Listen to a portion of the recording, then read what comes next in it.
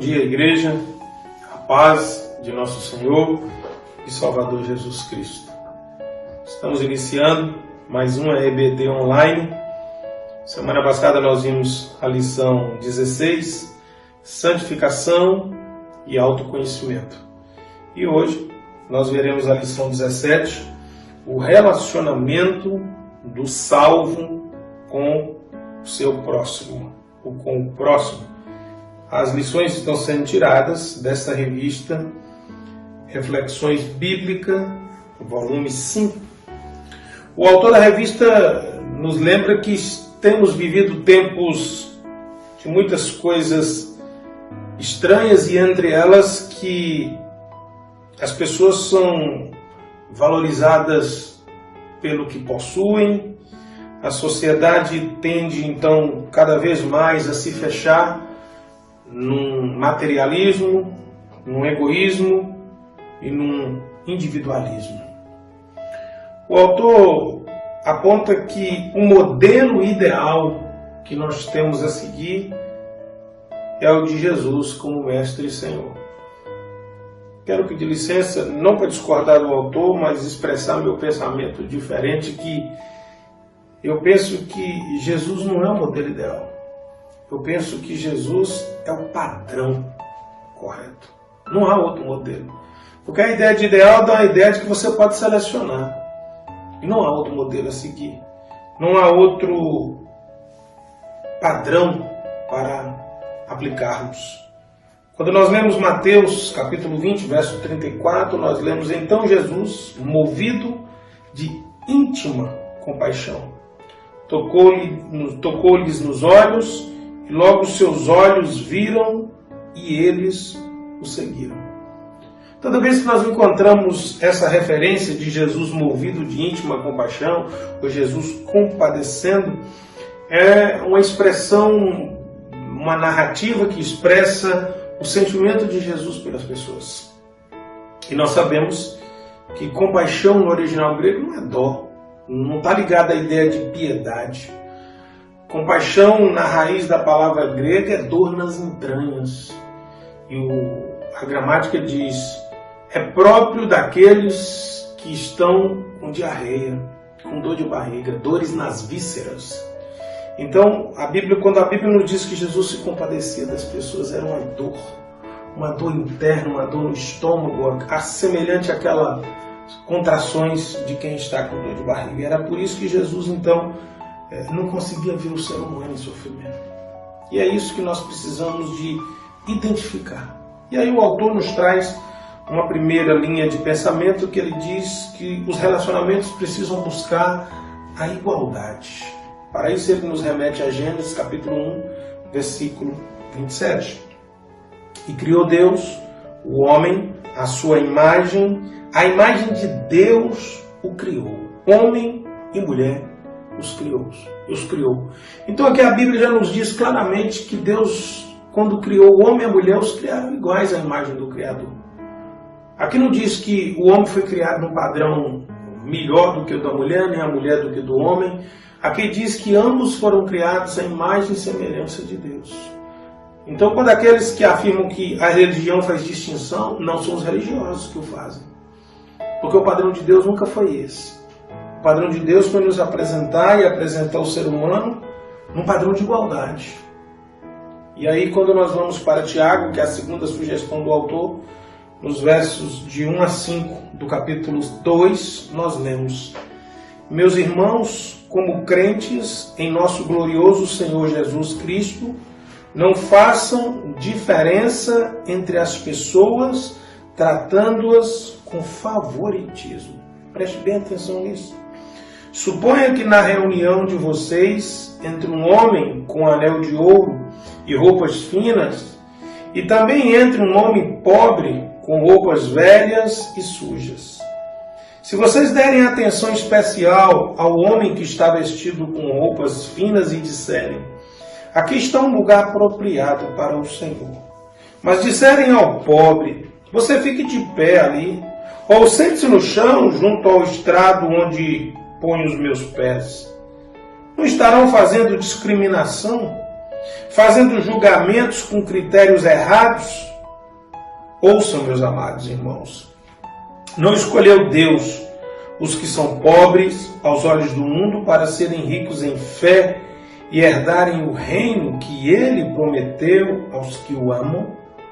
Então, querido, nós precisamos tomar muito cuidado, porque os nossos tratamentos, as nossas relações, muitas vezes estão baseadas em aparências.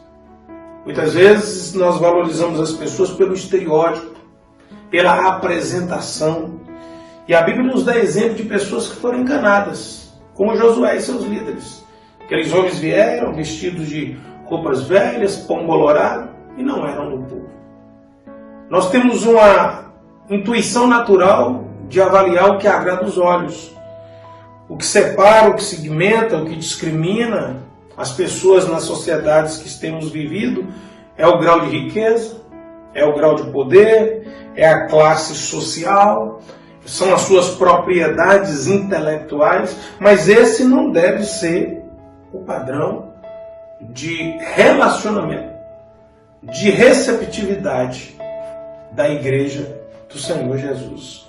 O autor da revista diz assim: a verdadeira sabedoria é ver as coisas do ponto de vista de Deus e não de acordo com o mundo. Há poucos dias eu vi um vídeo de um rapaz em São Paulo, negro, que estava sentado de bermuda e camiseta num corredor daqueles lá de ruas famosas, e uma viatura policial parou e começaram a fazer perguntas e já foi virando o braço dele para trás e pediram documentos. Aí quando tiraram o documento do bolso, o rapaz era uma alta autarquia brasileira. E aí começaram os pedidos de reparo, de desculpas, e ele começou a dizer: mas vocês me abordaram desse jeito por quê? Só porque eu sou negro? Só porque eu estou de bermuda? Sentado aqui na marquisa ali de um prédio, bebendo um suco no copo? Querido, esse critério, ou essa acepção, não se aplica à Igreja de Jesus, porque a Igreja de Jesus deve valorizar a essência das pessoas e não a aparência. E aí o autor da revista, naquele trecho de aplicação à sua vida, ele diz: vivemos em uma sociedade hierárquica e isso é necessário. Como se relacionar com o semelhante de forma igual, ocupando posição diferente? Como é que nós podemos ser simples com as pessoas, mesmo gozando de hierarquias diferenciadas? A gente precisa viver isso. Eu nunca me esqueci quando a empresa foi privatizada, a Rede Ferroviária Federal. E aí, a empresa que assumiu a privatização, pela primeira vez na história da ferrovia, nós íamos receber o presidente. O meu chefe disse para mim que eu fosse buscar o presidente da companhia no aeroporto. E eu fui buscar o presidente. Um colega foi num carro antes de mim, acabou trazendo o presidente. E todos esperavam o presidente de terno, todos esperavam o presidente todo cheio de cerimônias. Chegou um jovem, na época a camisa famosa era o Westop, e de camisa Westop dobrada até o meio do braço. Prepararam uma mesa com todos os requisitos e regalias, uísque, vinho e tudo ali para ele. E eu me lembro dele sentado numa mesa dessas de ferro de propaganda de cerveja. Sentou na mesa com o maquinista e começou a perguntar para ele como é que era o serviço dele. Aquilo deixou toda a gerência embaraçada. Porque o padrão que nós estávamos acostumados no padrão estatal era de endeusamento completo da hierarquia. Então nós precisamos aprender um pouco, querido, a respeito desse relacionamento. E é sobre isso que nós vamos avançar mais um pouco agora nesse segundo tópico. O segundo tópico diz respeito ao relacionamento de respeito e amor. Mateus, capítulo 5, de 44 a 48, é a sugestão do autor. Mas eu lhes digo, amem os seus inimigos, orem por aqueles que os perseguem, para que vocês venham a ser filhos de seu Pai que está no céu. Então preste bem atenção, é um pré-requisito. Não é porque vocês são, não. O texto é muito claro, para que vocês venham a ser. Então, meu querido, tem gente que fala assim, não, isso é muito fácil de falar, amar os inimigos, orar por aqueles que nos perseguem. É orar por eles, não é orar contra eles, não. Ó Deus, resolve isso, não. É orar por, em benefício de, para que vocês venham a ser filhos de Deus. Porque Ele faz raiar o seu sol sobre os maus e bons, derrama chuva sobre os justos e injustos. Se vocês amarem aqueles que os amam, que recompensa receberão? Até os publicanos fazem isso. E se vocês saudarem apenas os seus irmãos, os que estão fazendo, o que vocês estão fazendo demais? Até os pagãos fazem isso. Portanto, sejam perfeitos como perfeito é o Pai Celestial de vocês. Lembrando que nós já estamos estudando há alguns dias, a identificação de perfeição no Novo Testamento está ligada à ideia de maturidade cristã. Sejam perfeitos, sejam crentes amadurecidos. E aí, nós chegamos no que o autor da revista diz. Nesse trecho do Sermão do Monte, Jesus realça que Deus trata a todos os seres humanos. E o cristão amadurecido, embora possa honrar a posição que tal pessoa ocupa, não deve fazer de modo bajulador ou se sentindo inferior. Então, primeira coisa, quem está acima, nada de bajulação. Segunda atitude, e nem se sentindo inferiorizado. Quando tratar com alguém que lhe é inferior segundo estes mesmos padrões, hierarquicamente, deve saber que está tratando com um semelhante que merece respeito e consideração. Trata bem as pessoas. Nós precisamos aprender isso. Nós precisamos entender que nós não somos melhores do que ninguém.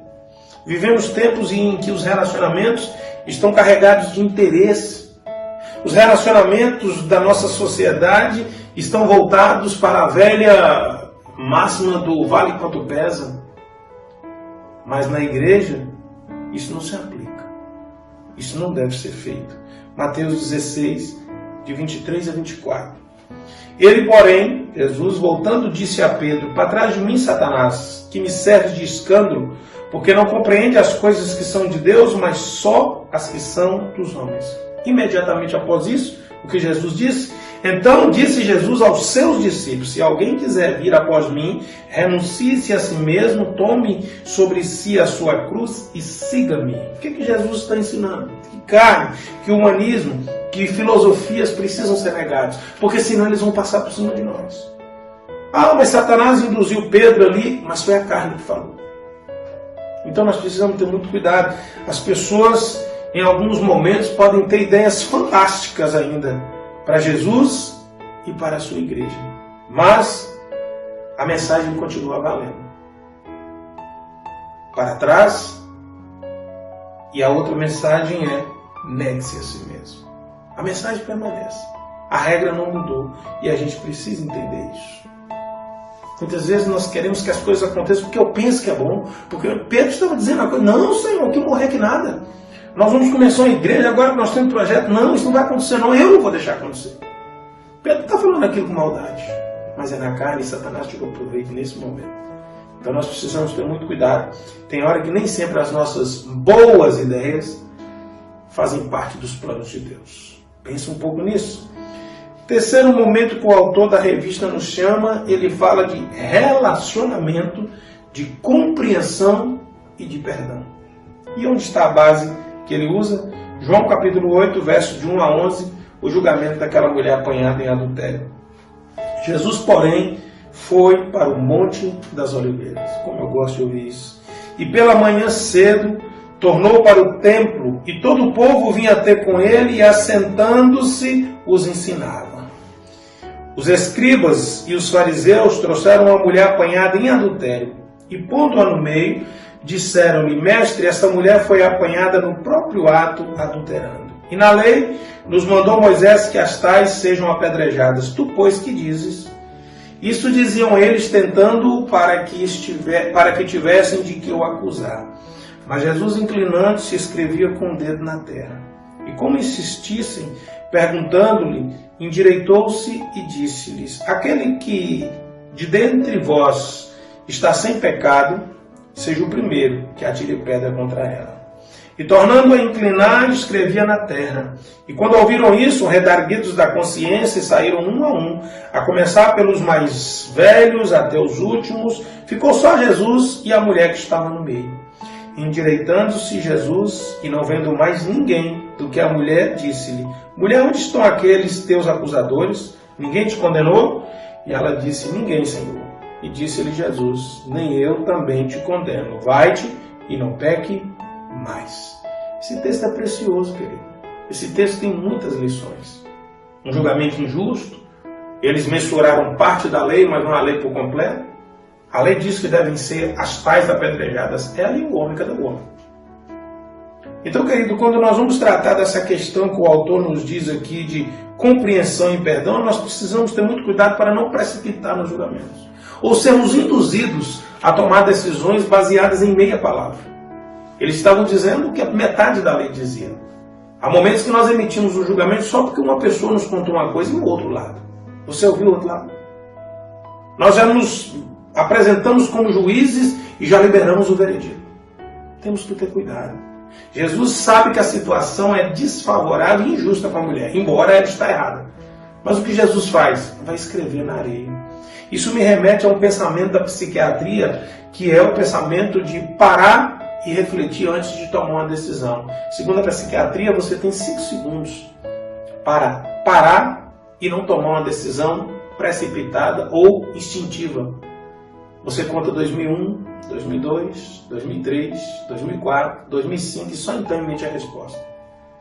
Eu vou me atrever a dizer que se Jesus quisesse, ele estaria usando essa técnica, né? Escrevendo na areia. Há muita especulação que Jesus estaria escrevendo na areia. E eu brinco muito quando eu dou aula nesse texto, eu digo que Jesus provavelmente estava praticando isso para nos ensinar. Então nós devemos tomar muito cuidado nos relacionamentos. O que tem mais estragado os relacionamentos e a dificuldade maior de perdão são os julgamentos precipitados, baseados em circunstâncias que parecem justas, mas não são. E nos faltou o quê? Análise cuidadosa. A lei diz que essa mulher tem que ser apedrejada. Moisés falou, você diz o quê? Jesus sabia que não era verdade, ele é o Senhor da palavra, ele é a palavra, e ele sabia que estava faltando um pedaço. Ele podia ter desmascarado eles, mas ele usou de uma situação muito pior. Ele disse, aquele que não tem pecados, atire a primeira pedra. Ou seja, aquele que está em condição melhor do que ele, não diante dos homens, diante de Deus, ele diz, sem pecado. Então nós sabemos que diante de Deus, ninguém de nós está melhor do que o outro. Diante de Deus nós somos homens e mulheres, pecadores condenados, salvos unicamente pela graça e pela misericórdia de Jesus. Então o que nós temos que fazer? Graça e misericórdia para com as pessoas. Esse texto é muito rico. Gostaria eu de ter mais tempo para trabalhar nele com você. Mas vou apelar para o resumo do autor na aplicação à sua vida. Ele diz, você tem agido com compreensão para com o seu próximo que erra, embora não possa ser indiferente aos seus erros? Jesus não foi indiferente ao erro da mulher. Jesus disse assim, tudo bem, vocês entendem que ela deve ser julgada, então vamos julgá-la. Mas vamos começar assim, quem não tem pecado, então seja o primeiro. Nós podemos falar o que quiser daqueles homens, mas uma coisa é inegável, eles foram sinceros. Eles não atiraram pedras. Eu penso que nos dias de hoje há pessoas que se acham em condição de atirar pedras. Então nós precisamos repensar nossas atitudes, senão nós vamos ter grandes problemas. Por último, o autor nos fala a respeito do relacionamento de justiça e de serviço. Nós vamos entender que nos nossos relacionamentos nós precisamos ser justos e que nós estamos aqui para servir. O autor nos chama primeiro ao Salmo 12, versos de 1 a 5. Salva-nos, Senhor. Já não há quem seja fiel, já não se confia em ninguém entre os homens. Cada um mente ao seu próximo. Seus lábios bajuladores falam com segundas intenções. Que o Senhor corte todos os lábios bajuladores e toda língua arrogante dos que dizem, venceremos graças à nossa língua, somos donos dos nossos lábios. Quem é o Senhor sobre nós? Por causa da opressão do necessitado e do gemido do pobre, agora me levantarei, diz o Senhor. Eu lhes darei a segurança que tanto anseio. O autor da revista nos lembra que, como servos do Senhor, como discípulos do Senhor, não há lugar nos nossos relacionamentos para falsidade. hipocrisia, essa lisonja falsa, essa bajulação mentirosa, que esconde um coração ruim, que não perdoa, as falsas aparências, aqueles tais 3 beijinhos, ó querida, que na realidade não há nenhum sentimento de querer bem. Nós precisamos ter muito cuidado. A tônica do Salmo 12 é a opressão daqueles que têm o poder sobre os que não têm poder. Nós precisamos repensar um pouco sobre isso. E aí o autor nos convida a ler Mateus capítulo 25. Então dirá o rei aos que estiverem à sua direita: vinde benditos de meu Pai, possuí por herança o reino que está preparado desde a fundação do mundo, porque tive fome e deste-me de comer, tive sede e deste-me de beber, era estrangeiro e hospedaste-me, estava nu e vestiste-me, adoeci e visitastes-me, estive na prisão e foste me ver. Então os justos lhe responderão, dizendo: Senhor, quando te vimos com fome e te demos de comer, ou com sede e te demos de beber? E quando te vimos estrangeiro e te hospedamos, ou nu e te vestimos? E quando te vimos enfermo ou na prisão e fomos ver-te? E respondendo o rei lhes dirá: em verdade vos digo, que quando fizestes a um destes meus pequeninos irmãos, a mim o fizestes. Mateus 25, de 34 a 40. Querido, nós precisamos entender que se estamos servindo ao corpo de Cristo e Ele é a cabeça, nós estamos servindo a Cristo. Aquele irmão simples, aquele dedinho do corpo de Cristo, é Cristo. E aí eu gosto sempre de perguntar: imagina você chegar no céu e um irmão que tocou sua campainha e pediu um pedaço de pão, e você pegou o pão velho e deu para ele. Imagina Jesus chegando no céu e dizendo: todas as vezes que eu toquei a campainha da sua casa e você deu aquele pão velho, você deu para mim. Que cara você vai ficar diante de Jesus? Pense nisso, meu irmão. Querido, nós precisamos levar muito a sério a vida cristã. Nós temos que parar com essa hipocrisia, com esse teatro, com essas bajulações, com esses interesses. Não existe evangelho de interesse. O evangelho é serviço. Há muita gente que se aglomera em dadas igrejas por causa de tráfico de influência. Não, porque lá eu estou sabendo que tem tal pessoa que é dona da empresa. Que isso, irmãos? Você confia ou não confia de quem provém as coisas é o Senhor? Isso é muito sério, irmãos. Está longe de ser cristianismo. E há uma condenação bíblica para aqueles que, tendo poder, o usam para oprimir. E o autor nos chama a leitura de Tiago 5, de 1 a 6. Ouçam agora, vocês ricos, chorem e lamentem-se, tendo em vista a miséria que lhes sobrevirá. Veja que é um juízo declarado. A riqueza de vocês apodreceu e as traças corroeram as suas roupas. O ouro e a prata de vocês enferrujaram, e a ferrugem deles testemunhará contra vocês. Como fogo lhes devorará a carne. Vocês acumularam bens nesses últimos dias. Veja o salário dos trabalhadores que ceifaram seus campos e que por vocês foi retido com fraude. Está reclamando contra vocês. O lamento dos ceifeiros chegou aos ouvidos do Senhor dos Exércitos. Vocês viveram luxuosamente na terra, desfrutando prazeres, fartaram-se de comida em dia de abate. Vocês têm condenado e matado o justo sem que ele ofereça resistência. Querido, quantas pessoas fazem isso? Pagamentos injustos, prejudica o empregado, não paga os direitos quando ele sai, não paga as horas extras. A Bíblia está dizendo que não precisa sindicato. A Bíblia está dizendo que Ele, Deus, o Senhor dos Exércitos, fará justiça. Você é patrão, tome muito cuidado. Alguém trabalha para você, tome muito cuidado, seja justo. Deus vai cobrar isso de você. E o texto aqui não mede palavra. A miséria lhe sobrevirá. Querido, eu não conheço um avarento que tem paz. Cuidado, cuidado.